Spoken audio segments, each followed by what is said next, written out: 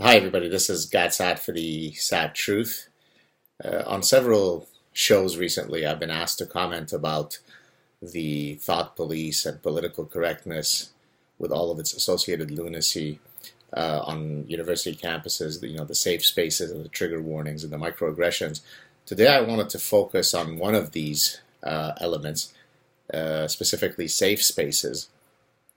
And here I'd like to argue that perhaps the greatest culprit in terms of the history of this phenomenon comes from, can you guess what I might say?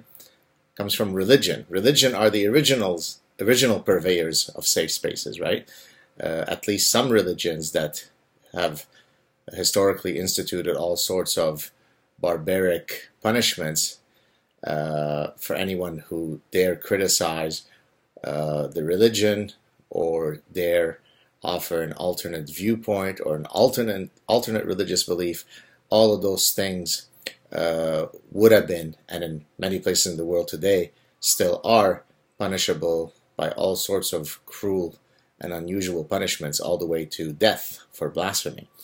And of course, the reason why religions have historically sought the safety of their safe spaces is precisely because they're not about engaging in reason and evidence and the scientific method and logic to decide which set of ideas are the best. Rather, they use their powers to silence all other ideas.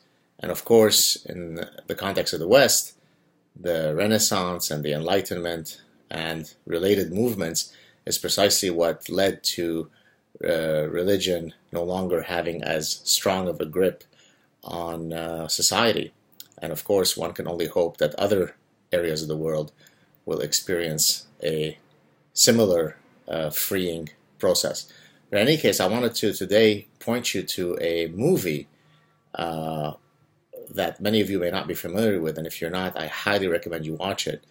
It's a movie that came out in 1986 titled The Name of the Rose, starring Sean Connery and a very young Christian Slater, and all sorts of other characters that look as though they walked straight out of the dark/Middle Ages. And the reason I'm mentioning that movie is because, in a sense, again, the main, well, I guess trigger warning, I'm about to give away a key plot of the movie. So if you don't want to hear it, shut off the clip now. The character played by Sean Connery is trying to investigate some deaths that have happened in this really isolated monastery. The story is taking place in the 14th century in Italy. And then he eventually finds out, again, if you don't want to hear the punchline, shut off the clip now. He finds out that there is a book, Aristotle's Poetics, dealing with comedy and so on. That book has been laced with poison by one of the monks, such that whenever they would put their finger on the page to turn it, where they would put it, that would ultimately end up poisoning them, and so there'd be a mark, a black mark on their fingers and on their tongues that would correspond to how they were poisoned. And the reason why I'm linking it to safe space is because that's the ultimate definition of a safe space, right? In this case, the monk thought that his fellow monks should be safe, should be free of the sinful character of comedy, right? Humor and comedy and satire are sinful works of the devil, and therefore he's going to create a safe space away from the satanic pull of comedy. So there you have it. Safe spaces, whether they are found on current university campuses or in 14th century monasteries, or in Saudi Arabia today, where that country creates a gigantic safe space for Islam by disallowing anyone to openly practice another religion or non-belief.